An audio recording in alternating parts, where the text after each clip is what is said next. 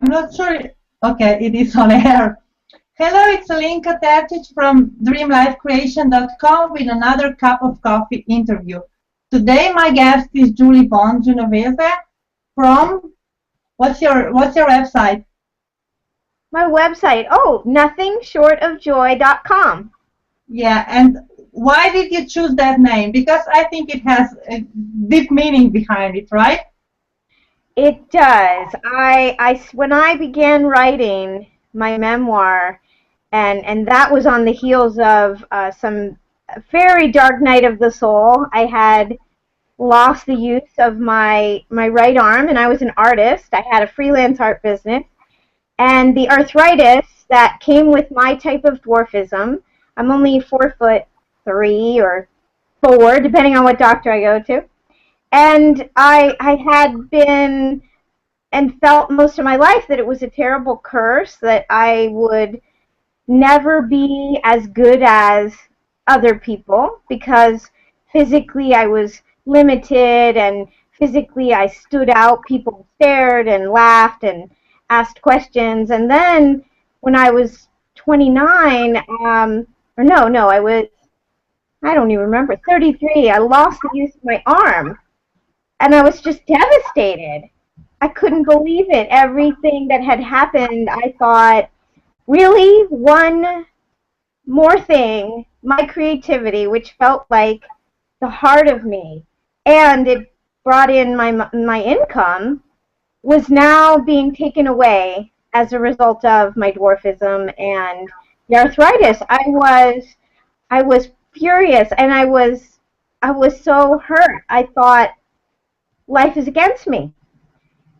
But I had been stuffing all of my sadness, all of my rage, all of my disappointment in life, and hiding it and never sharing it. And at this point, I was ready to face it. And I believe that's why my shoulder gave out. I couldn't do much, and my father actually suggested to get a computer. This was 15 years ago when not everybody had a computer. And he said, right, you can use computer graphics with your left hand.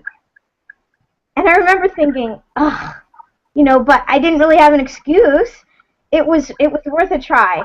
So we got a computer, and I never went to the computer graphics because I got completely hooked on email.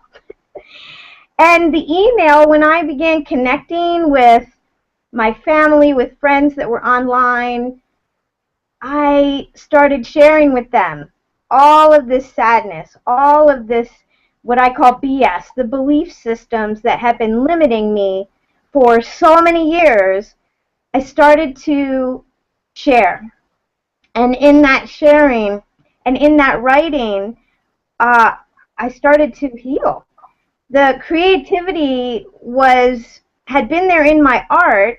When it was ripped away from me, it came back through the writing. It will always find an avenue, I believe. That's our soul. That's our intuition. That's our connection to our best self through that creativity. And as I wrote and as I shared and became more real, really excavating all of this negativity that had been binding me and imprisoning me for so long, not only did I feel lighter and better, my shoulder started to feel better. And the doctors had said I needed 2 replacements. So, technically there was no padding in my shoulder, but my body was so happy with the fact that I was finally accepting that these were just natural human feelings. Everyone shared them. That was probably the biggest shock of all. I felt so different. But as I shared with my friends, with family, with select people, and they'd say, I feel that way too. I feel like I'm different. I feel like I'm not understood.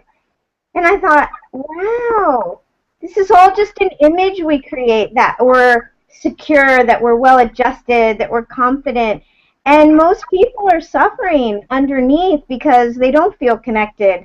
They don't feel at one with their own selves, let alone their family.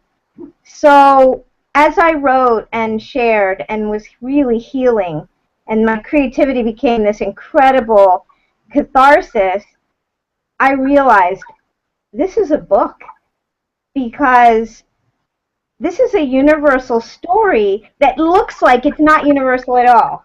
My dwarfism's pretty rare. Most people have never met a little person. They're surprised by me. They're somewhat confounded, not sure what to do. And then when we talk, we realize how similar we are. So I saw that I carried this message in the most surprising way, that I was this billboard for difference and diversity, and yet I was also deep down a messenger that there's this oneness, there's this love inside of us that we all share, that the BS is just covering it up. And the more I wrote, the more I realized, oh, there's so much, in so many ways I've stood in the way of my dreams. I've stood in the way of my soul, my potential. And as I saw that, I wanted to help other people get out of their way, because I was feeling so much lighter and so much closer to who I thought I could be and thought I really was. And after I'd been writing on my book for, I don't know, maybe a year, I was sitting with two friends and my husband, brainstorming about titles for the book. And my original title was Selling Myself Short, because that's what I'd been doing my whole life. But then I discovered there was a book already on the market called Don't Sell Yourself Short. And the editor that I'd hired to help me put the manuscript in the best possible form said, you don't want to have the same title as something out there. And so I'm brainstorming with my friends, and one of them said, so what, I don't remember now how it came up, but Nothing Short of Joy came out of that session. And I realized it was a better title than the original, because it was the end result. Selling Myself Short was what I'd been doing, and Nothing Short of Joy was where I was headed. So that's the long story of my title. It's a wonderful story, and I think that this title of your book, Nothing Short of Joy, is, really bringing more positive message about what creativity can do for you. And you're talking about, BS that we are having about creativity. Why do you think is, on one hand, we are valuing the creative, the artists, the, new ideas and everything so much, and we always looking for something new and something better. But on the other hand, so many people have problems with it, hiding their creativity, or just, staying in their boundaries. Well, I think we live in a very left-brain culture, a very left-brain time, and we're rewarded by rational, linear, logical thinking. And this, just as in schools right now, a lot of arts programs have been cut, and a lot of music programs. And growing up, our school, art and music were not required. They were like recess. You would have a half hour of that, and it would be switched with other things. Math, science, history, those were required, and you got those every day, and you had to. So the message to me was that art and creativity, music, dance, these expressive ways were, secondary. They were a side dish. The main dish was logical, the intelligence, not this expressive tutti-frutti, be who you are kind of freedom. That's kind of scary for a lot of people and a lot of parents. They think, oh, I don't want my child going into a career where it's not guaranteed. And you have those notions of starving artist, or in the music business, it's a really tough business and only the best of the best will make it. And it's just not true. There's so many ways to be in a creative field, and to make a good living, but to also be fully true to who you are. And if you have a calling toward the creative life and toward that intuitive connection to the soul and to freedom and to, come as you are, be who you are, then to stuff that down can cause incredible depression. And it did for me. And my parents were very supportive of my art. But our culture as a whole celebrates certain artists and musicians, but on the other hand, there's a distrust of that. Like somehow it's unnecessary. It's more just it's a fun sideline. It's like hula hooping or scrapbooking. Whereas these things actually can be completely healing, and it changed my life. It was a catharsis for me to go from my art to writing and realize that the creative side of me needed to be expressed in order for me to be physically healthy. So it has all kinds of repercussions. And do you think that creativity, you already started talking about it, can really be a job, or is just, like you said, a hobby, or, something that stay-at-home moms do to to not die of boredom? Well, I've made it a living. I know many people who have, and I think the biggest BS in the way there, the biggest belief system, is not that it's not possible to make a living, but that the world doesn't necessarily say it is. And school is very much geared toward get you your degree and then a good job, a salaried job, this entrepreneur thing. It's very scary to a lot of people, even though it is the absolute best way to grow who you are. It is the best way to find out all the places inside yourself that are undeveloped and that are just begging for our attention so that we can be really wholehearted people, a full expression of ourselves, not just that 9 to 5 that we go to like a robot because everybody said, well, you need a consistent paycheck. You have to, keep a roof over your head. And of course, those things are true, but somehow we don't connect that with art or music or dance. And even if you're in a job that it is a 9 to 5, it's somewhat sucking the life out of you, you can bring more to that job by attending to your creativity on the side until there is that momentum and that sensation like, I have to follow this. I have to make a living out of this because we spend so much of our lives doing our work. So we might as well make our work something that we love and that loves us back, because it physically feels like an elixir to me to attend to the soul of me, what I love, and when I do that and I give my permission to myself to follow what my heart loves, that's a permission slip to others to do it as well.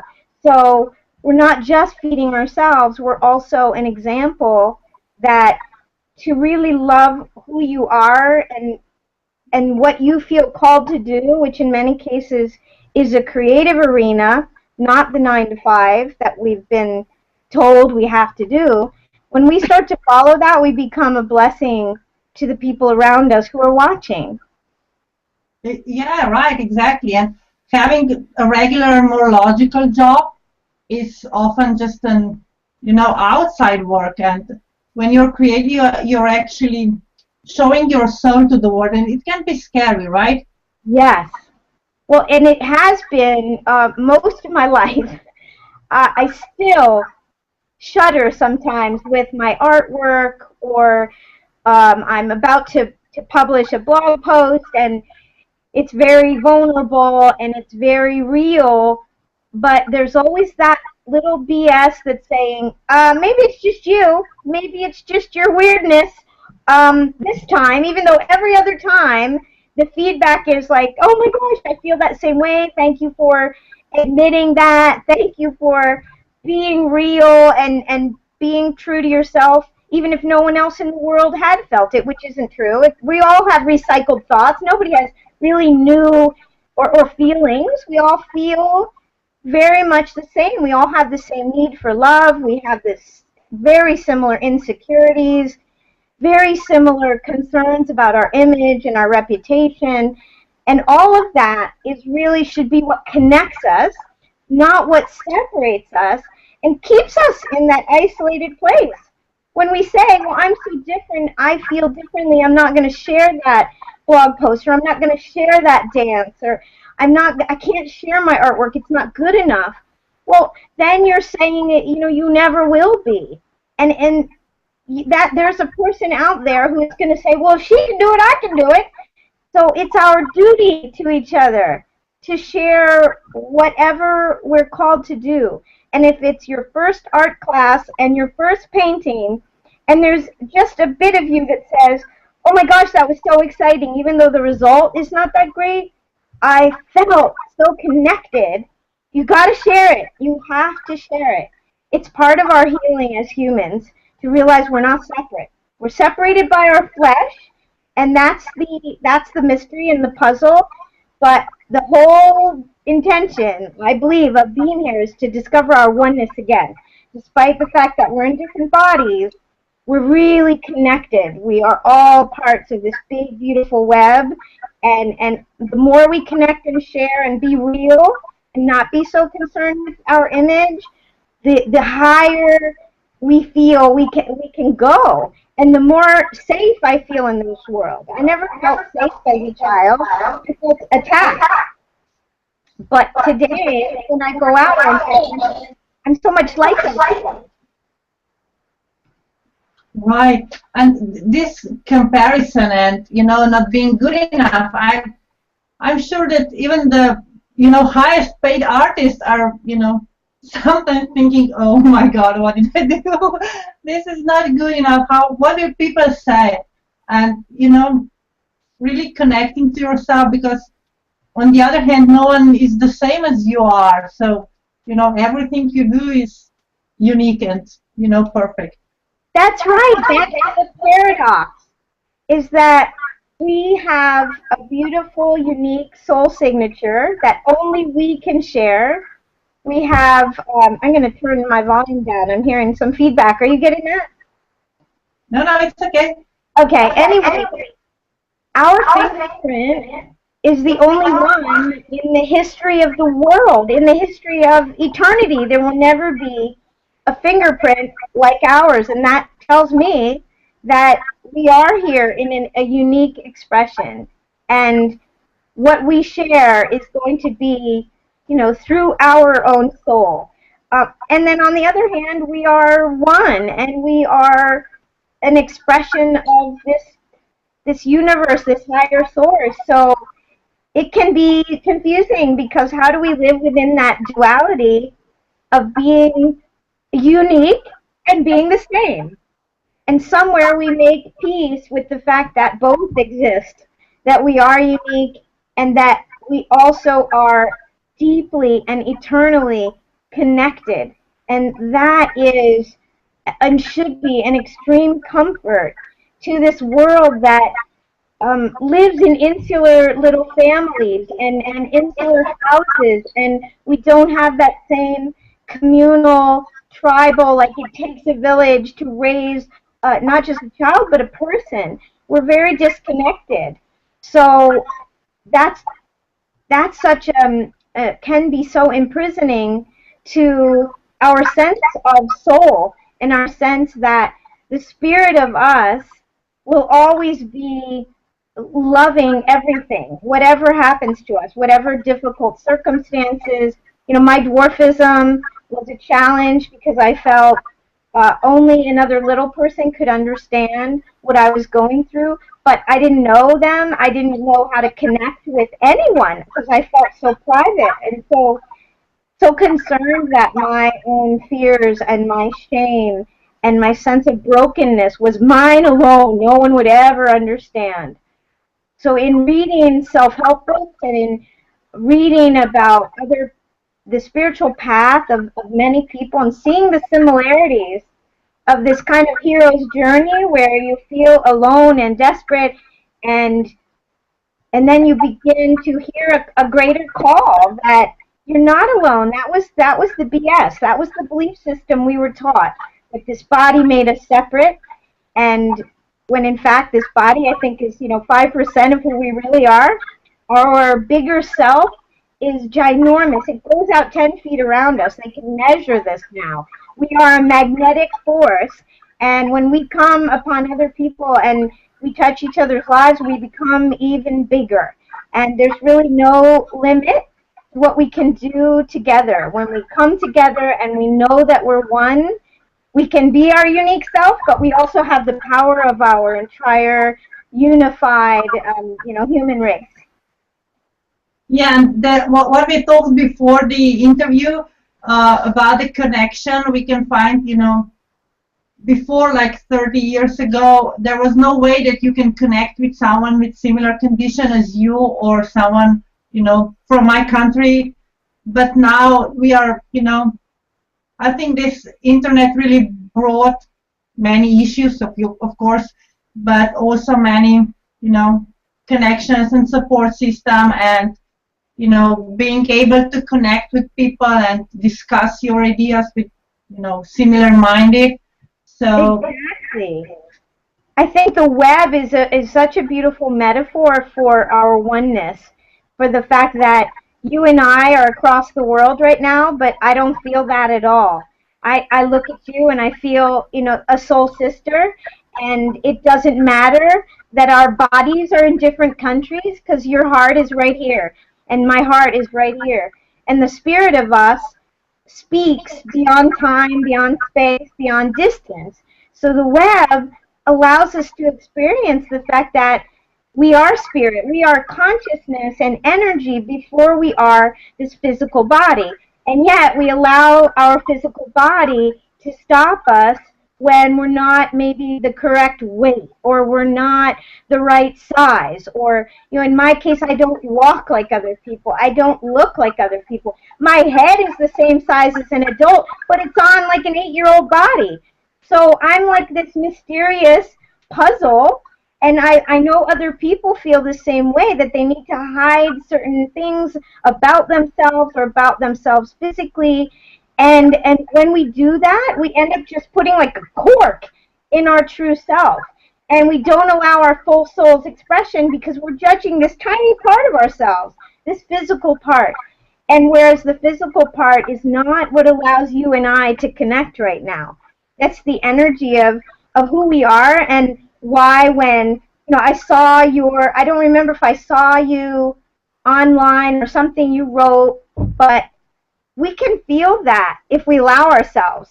Our intuition connects with another person. Our creativity connects with another person.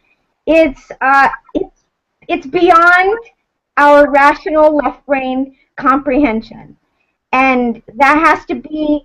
We have to get comfortable, I think, with that mystery, that it can't always be explained, but it can be deeply felt and lived, even when we don't understand. How is it that I'm across the country from my best friend, and I know when she's calling, or I know I had a dream once about something that had happened to her. So there is a bigness to who we are, that I can be with my friend in California, and my physical body is here in New Jersey. It's fantastic, and it gives us a reach beyond what we think we have. And it keeps me from feeling trapped by any circumstances. Like if I have physical pain, which happens, I have a lot of physical limits. If I start to feel brought down by them, I have a whole host of books and people and inspiration that tells me I'm so much more than that. And as soon as I release myself from that, or say it's a difficult relationship, or it's a financial issue, whatever what feels like the trap, it's not that thing. It's the BS. It's what we're telling ourselves about that thing. And in any time we can change our response to what's happening to us. That's been probably the most empowering responsibility I know, is to change my response to my circumstance And as Wayne Dyer says, when you change the way you look at things, the things you look at change. And literally, you'll start to see synchronistic events. Things around me will begin to change simply because I decided, no, this is not how the story's going to end. I'm going to tell a different story about that circumstance. I'm not going to get sucked into the negativity and the fear. I'm going to go to that observer, that soul of me that says, this is happening for a reason. And you just start looking for meaning, and the light comes back on. Exactly. And I love how you talk about BS. And a lot of this, what we discussed here, is in your book, Nothing Short of Joy, of course. But you are also giving away a free ebook, Release the Blocks so Creativity Rocks. It can be found on your webpage, nothingshortofjoy.com, and I will post a link under the video on my webpage. But can you, maybe give last tips for those who are listening? How can they, embrace their creativity and live with it, and enjoy it and share it with the world? I think that the creativity that we experienced as children, whatever that was, everyone seems to have a story of something that made them lose track of time, feel to moving out of the space they're in. This is what I experienced doing my art. I could just go for hours and it would feel like a half hour. But whatever that was for you, and it could be sports, it could be dance, it could be walking in the woods. Creativity is not limited to canvas or writing. It's really just a full expression of ourselves. It's rallying who you are and finding out, how do I continue to build on that masterpiece that I may have ignored for a while, I may have put it aside because the world said I needed to, and that happens. It's completely understandable. But now, if you look back into your childhood and you say, I used to do such and such, and I felt alive when I did that.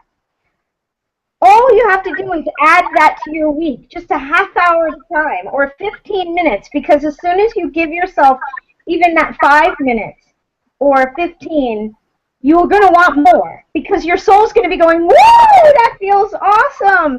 I need that. That's a physical healing. It's an emotional healing. It's a spiritual healing. So you just give yourself a little bit of time to do what you used to love. Or maybe it's cooking or gardening or being with animals.